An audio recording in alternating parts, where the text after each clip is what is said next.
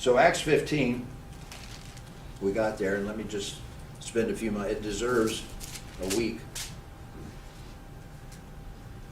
But some highlights.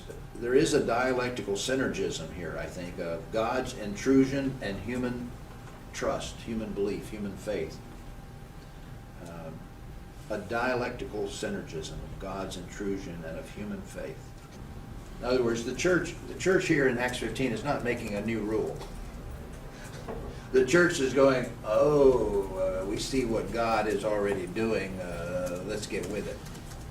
So how do they settle this issue? I wish we had time to go through it. How do they settle the issue? Well, first they call a council. That's instructive. And that was instructive for the Council of Nicaea, the Council of Chalcedon, the Council of Laodicea, and all those councils were based on the fact that the first big decision in the church was in council. So they called a council. First, they heard testimony. Then they interpreted the scripture in light of the testimony they heard.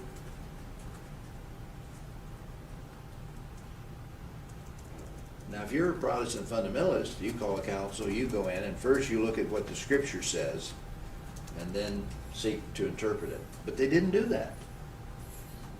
They heard the testimony and interpreted the scripture in light of the testimony of what God was doing.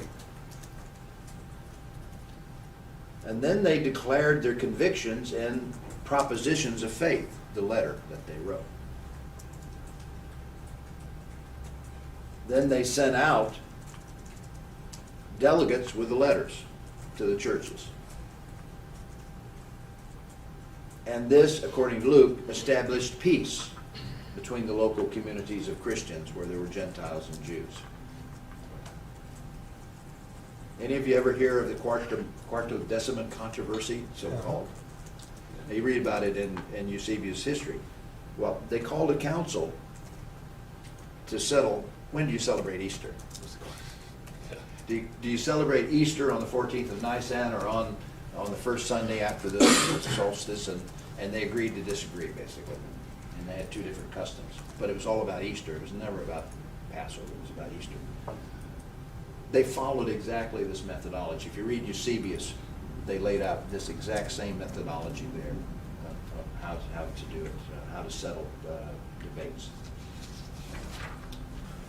God's actions appear to dictate how we should understand the text of Scripture. Not the text of Scripture should dictate how we expect God to behave himself. Well, God, you can't do that because I read Habakkuk. No, what did you do? You did that, God? Well, let me go back and read Habakkuk again because I didn't get it right. Evidently, I must reread that in the light of what I see you are clearly doing. Disagreement serves to reveal the true base for fellowship. Does it not? And the church's responsibility is not to dictate God's actions, but to discern them. And we must continually open the scriptures to further interpretation.